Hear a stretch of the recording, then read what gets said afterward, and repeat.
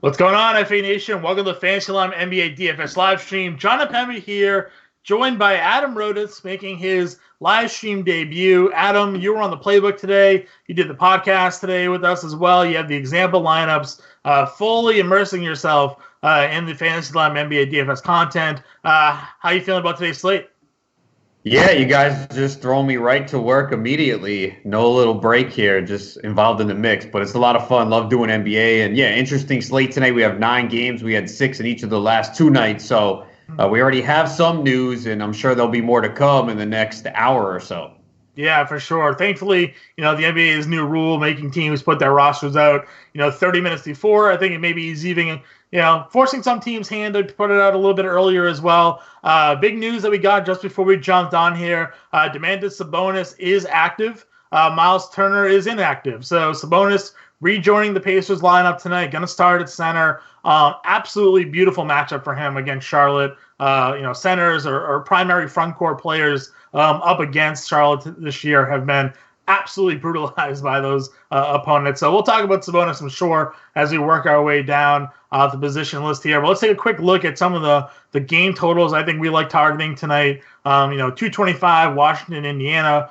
Certainly a game that I've had my eye on. Golden State, Houston, 230 there. Probably a lot of people can be scared off by that 15.5 spread, but Houston hasn't played much defense. Even if they do go and blow them out, I think it could be a game where Golden State scores 115 points on their own. Any other games you kind of have targeted due to the game total here, Adam? Yeah, Minnesota and Memphis, 225.5, and both teams playing at a very high pace. I think people don't have the perception of Memphis being that team because of everything they lost. But this is a team that's going to play at a high tempo, and so will Minnesota. So I think that's a game that you could look at some players too because of the high total. Yeah, for sure. Memphis in years past have always been one of the slowest teams in the league when they had Mike Conley and Marc Gasol playing their half-court offense. But now they got John Morant running up and down the floor and picking things up. So really great call there, and only a 4.5 point spread. So high total, close game. Definitely the matchups we're looking to take advantage of there. But let's just jump into it. Like I said, you were on the playbook today. Go by position here. Some of the guys you like. Where are you starting off at point guard? Who's your one point guard you're putting in your lineups today? Well, on DraftKings, I like Russell Westbrook because of the price, 9400. We know that the Rockets are going to push the ball. The Warriors obviously are a team that are not used to playing with one another, so that can lead to a lot of miscommunication, defensive lapses, and a guy like Westbrook could take advantage of that. So on FanDuel, he's a little bit more highly priced, but on DraftKings, I think I would definitely look at him in this matchup here tonight. Yeah, I love the 9,400 price tag. And I've been preaching it all year long. If we're going to be continually getting an under $10,000 Russell Westbrook, knowing his upside, he's pretty much given us 50 plus almost every single game this year. He starts off slow. I still think there's a little bit of a hitch with him and Harden playing together, but when they cycle out Harden and it's Westbrook by himself with that second unit almost, he's absolutely going off. Another player that I've been pretty high on, and I think he works, again, better price on DraftKings, but FanDuel, you do get the extra cash, is Malcolm Brogdon. No Jeremy Lamb tonight. As we mentioned, Sabonis is back, but Brogdon almost averaging a double-double per game this season. In Washington, starting Isaiah Thomas tonight at point guard, consistently ranked as one of the worst defenders in the NBA whenever he's on the floor. How are you feeling about Brogdon tonight, even though they are coming on that back-to-back? Yeah, I still like him, even though they went to overtime too. But Brogdon is just crushing it right now, and his price dropped on DraftKings. He went from 82 to 81, so you got to take advantage of that. And the Wizards are allowing over 117 points per game. Brogdon's playing big minutes, so even with Sabonis back, he's still going to have the ball in his hand a lot, and I still see a high usage rate. So certainly like him on DraftKings. Yeah, for sure. Any other point guards you have featured today?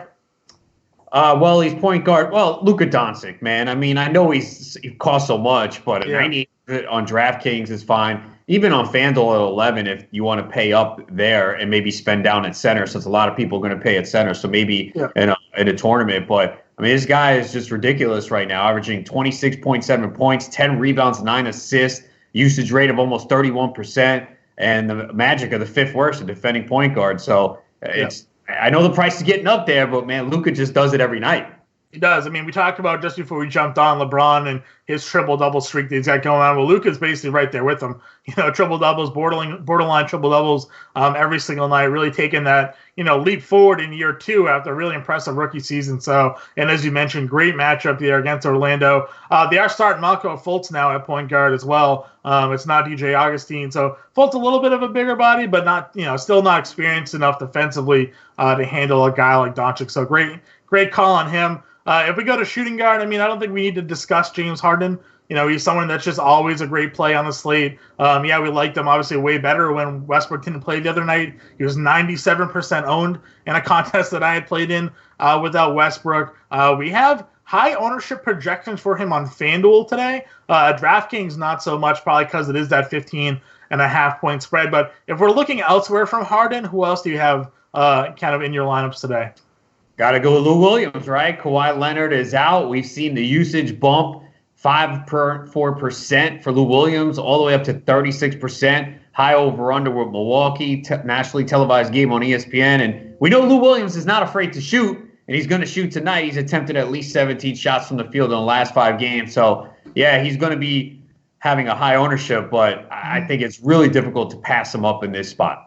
Yeah, no, I agree with you for sure. It is unfortunate Kawhi's not there because maybe the game would have stayed a little bit more competitive. But I think even the fact that we're still looking at, I think it's only a 6-point spread is a little surprising. The fact that there is no Kawhi and you're facing a Bucks team that's kind of loaded there. They have Giannis obviously at the top, but Bledsoe in a mini revenge game there against the Clippers. Middleton's been really strong for them as well. So, and their bench is also pretty solid. So I'm a little bit surprised to see just 6 points. Could be that because the Clippers are home. But yeah, hard to go against Lou Williams whenever, 1, he's going to play 30-plus minutes, and 2, he's basically the featured scorer in the offense. So really good call. He was obviously the picture on the playbook today, so really a guy that we're featuring. Anybody else? Any kind of value plays that you have targeted today? Yeah, Dylan Brooks for Memphis. He's 4,400 on FanDuel, and it's a game with 2 of the highest-paced teams. He has a 21.2% usage rate. I think there's going to be a lot of shots in this one, so it's someone that you can get at cheap if you're looking to spend up at a couple positions. So I would consider Brooks. Yeah, Brooks is another solid play, as you mentioned. 4,400 on FanDuel, 4,900 over on DraftKings, and we have them at low ownership. So, as we've talked about, the pace up spot, really good option there.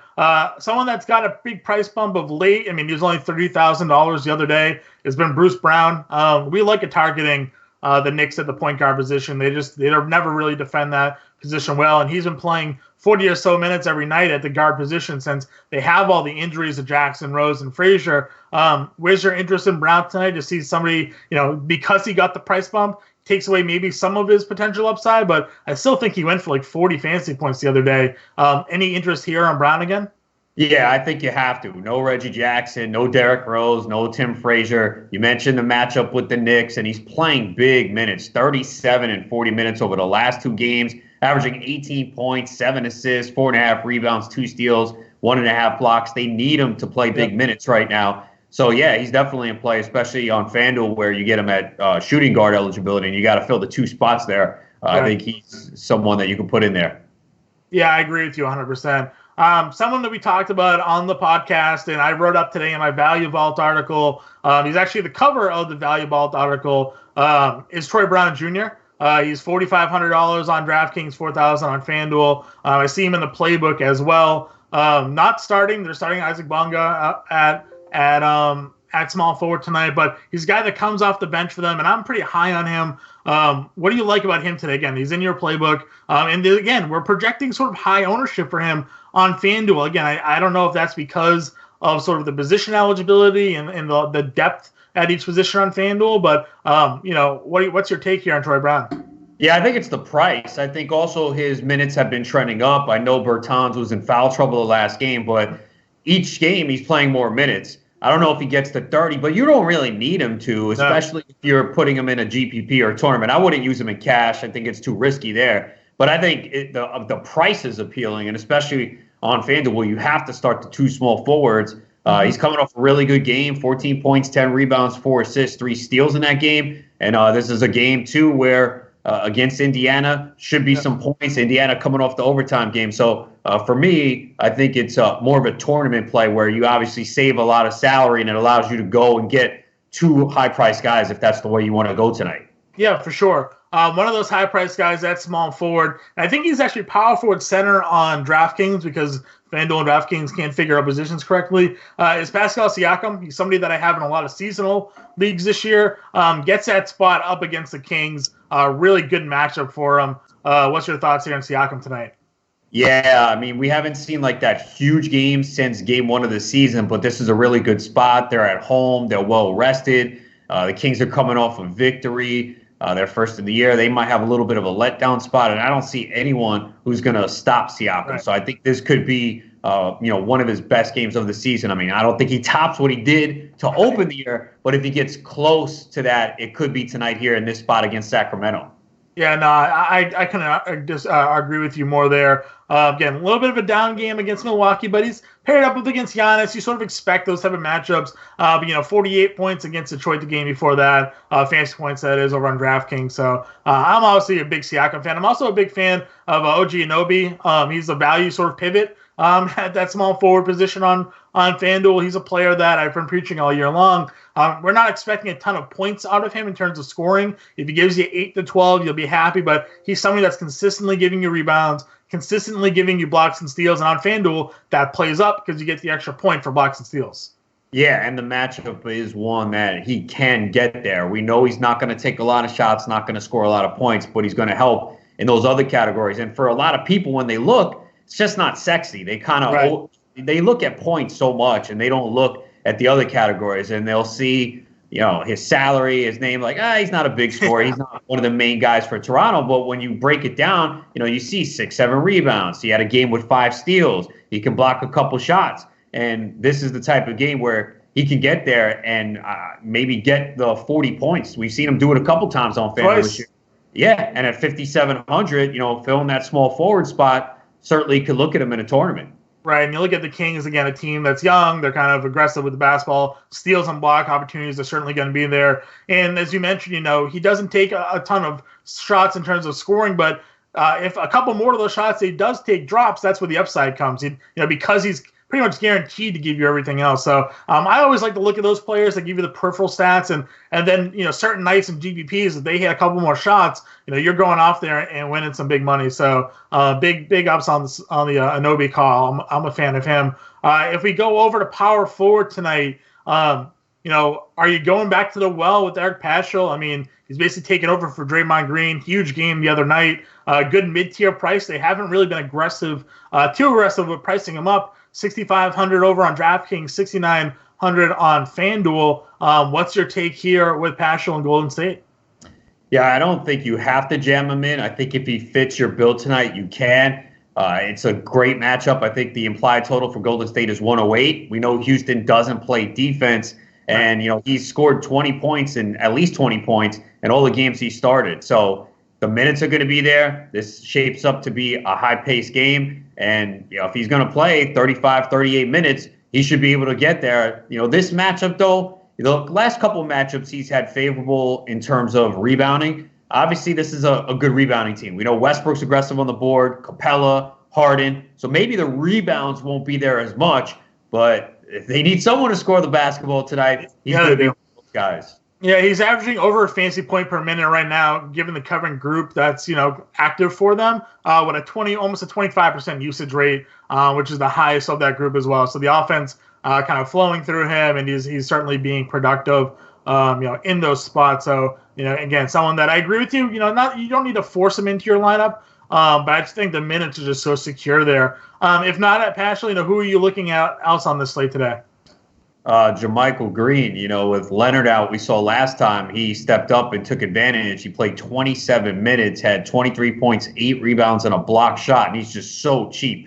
4,000 on FanDuel, 3,900 on DraftKings. So in this spot here against Milwaukee, where we're expecting a lot of points to be scored, he's in a really good spot tonight, and it certainly helps you save some money because, especially on FanDuel, I don't love the power forward spot tonight. Yeah. I mean, that's always the challenge with FanDuel. And I do like playing over there, because I feel like the roster builds make a little bit more sense because on DraftKings, everybody plays at least two positions. You can get creative. You can play like all of the guards you want on a guard heavy night. You can play all the forwards you want on a forward heavy night. You have to really. I feel like the research plays up a little bit more on FanDuel because the positions are so tight there. So yeah, that's a great call. I definitely think again Sabonis is somebody that didn't make the playbook, but likely because you didn't think he was going to play. Yes, that's Yeah.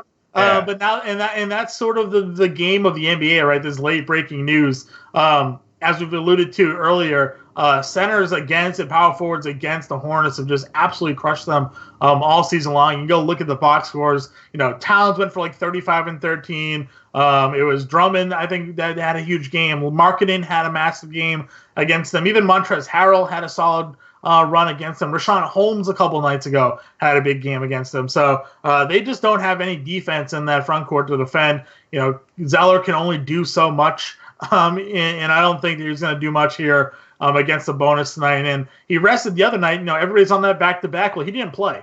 So now you have to weigh off, is he got the fresher legs? Is he still injured a little bit? They could feed him, given the fact that everybody else played so many minutes last night.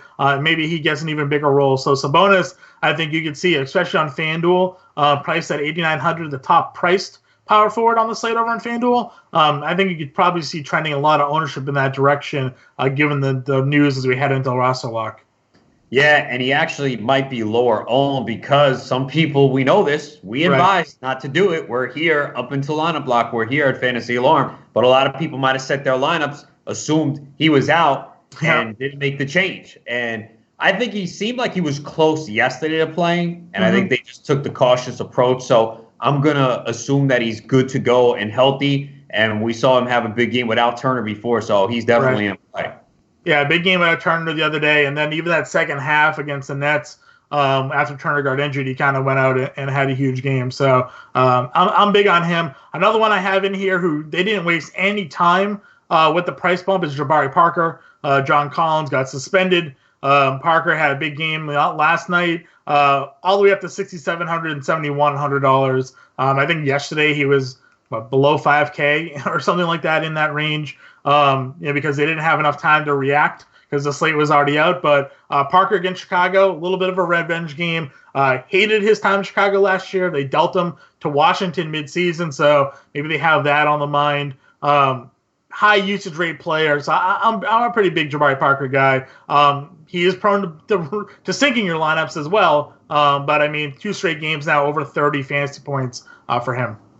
Yeah, you could consider him, again, not a primary target for me tonight. If he fits your build and you have the money left over and you want to get him in, they're going to ask him to do a lot now. They just have to with Collins being down. So the minutes are going to be there, and we all have been through this. We understand he could easily let us down at any moment. Yep, 100%. It wouldn't be the first time that a chalky Jabari Parker night sunk some lineups. That's for sure. Let's jump on over to the center spot because it is a little bit interesting. With the fact that Karl-Anthony Towns and Joel Embiid are back from their suspensions, normally on a slate like this, it would just be, set Drummond and move on, because of his 4 straight 20 rebounding games. How are you feeling about the center position now, though, with those 3 big guys at the top? That thing that's piqued my interest is the fact that Embiid is $9,500 on DraftKings. You're getting a nice discount from him from the other 2. Tougher matchup, of course, but what's your take on the Towns, Drummond, Embiid decision? Yeah, I'm on Towns tonight, man. This guy was balling out before that suspension. He's averaging over 27 points, 11.5 rebounds, 4 assists, 2.5 steals, 1.8 blocks.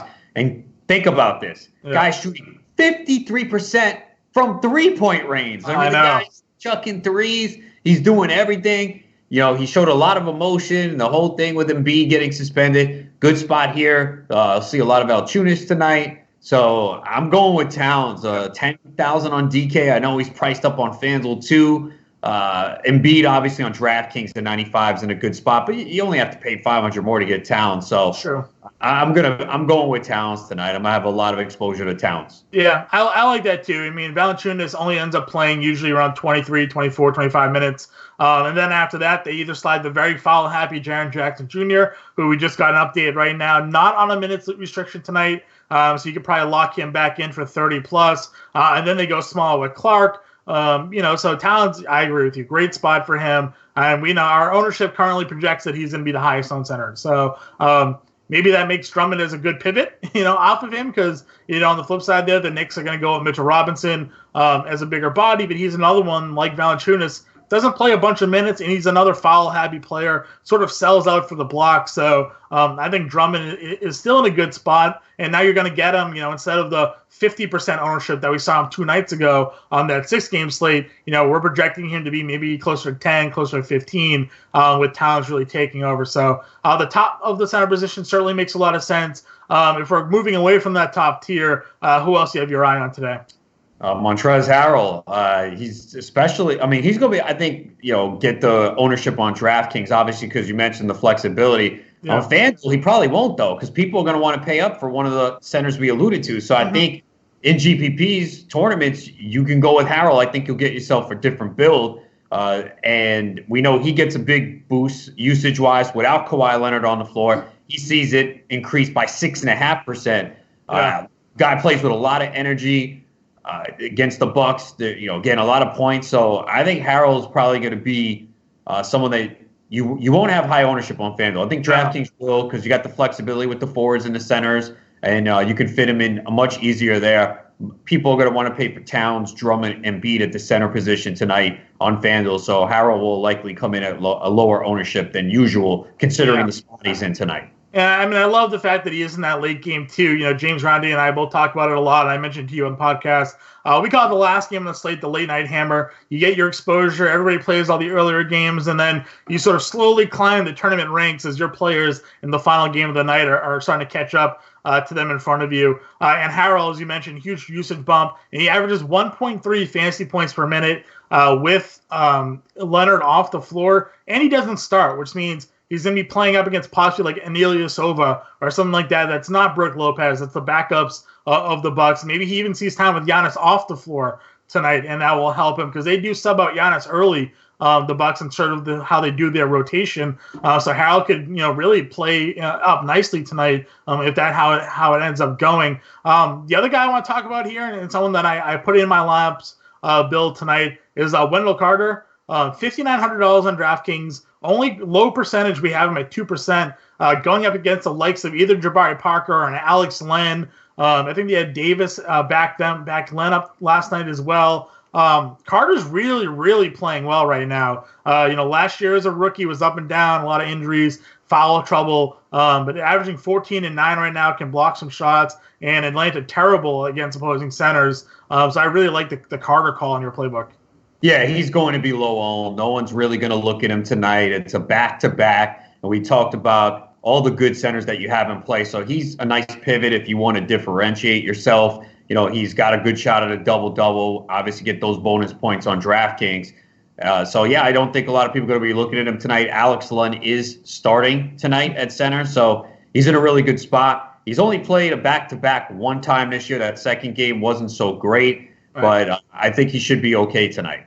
Yeah, I agree with you. One other guy I want to mention, that not a center. That kind of is, the wrap of our position by position. But if we're talking about some value plays, some deep dives, in the value vault article tonight, I just want to get your take on this. Eric Gordon was ruled out today. They're starting Daniel House, who I really do like a lot. It's been very productive for them in the starting lineup. But Ben McLemore played 30 minutes against Memphis the other day. He played 21 in the 2 previous games before that.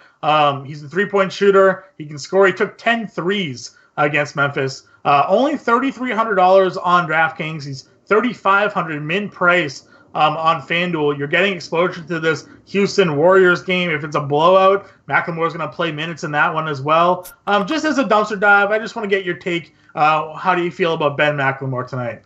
Yeah, I almost put him in the playbook as one of those real cheap values because the minutes were going to be there. And if there's any spot for him to come through, it should be tonight against Golden State. He's going to get the opportunity, high-paced game. They're going to be chucking shots. And, they are heavy favorites. So, as you mentioned, if it does play out that way, and who knows with Golden State? I can't believe they beat Portland the other night. I was stunned. I know. That was so crazy. So I don't expect that to happen tonight, but can we really have confidence in Houston winning a game by 15-16 right now with the defense they played? I don't think so. Yeah. So, but the opportunity is going to be there for McLemore. And that's a real big way to save salary, too. It is. I definitely agree with you. We're going stars and scrubs has sort of been the way of the world right now in DFS in terms of winning contests. There's always been so much value. So he was someone that I threw in there getting the Value Vault article today, with that Eric Gordon news. And I just wanted to see, if I was thinking in the same lines as you today. So I'm glad to hear that he almost made the playbook. I understand why he didn't, throwing a guy that's 3,300 like him with the volatility in there. But definitely for sure. And I agree with you. The way the defense is being played in that game, the Warriors have been blown out at times this year. But 50.5 points, that's a pretty tough spread in any game to really cover, especially a team like the Rockets that aren't playing any defense there. I'm adding a couple minutes left before we sign off here. Any final thoughts on the slate tonight? If you had to pick maybe like a must enter for your lineups tonight, who's the one guy you're building the lineups around? Lou Williams. I mean, he's just in a great spot. The salary, we know he's going to take a ton of shots tonight. They need him without Kawhi Leonard out. I feel like that's the guy when no matter how many lineups I'm playing, that I have to have him in there. He's just affordable. And we've seen this before. I mean, we went through this so many times last year. And look, he could have an off game. He could just miss a ton of shots, but he's taking a lot of shots. So definitely looking at him tonight. I'm all about the volume shooters myself as well. Volume means opportunity. I say it all the time, whether it's football, whether, the NBA, volume means opportunity. So if he's going to be out there taking 15 to 20 shots, that's 15 to 20 shots that also have a chance of going in. Gordon Hayward last night went 16 for 16, so anything's really possible there. That wraps up the last stream here, Adam. We got your example lineups are out, the playbooks out, all the content, 30 minutes to lineup block. We'll be in subscriber chat answering questions. So for now, we'll talk to you later, and good luck, everybody.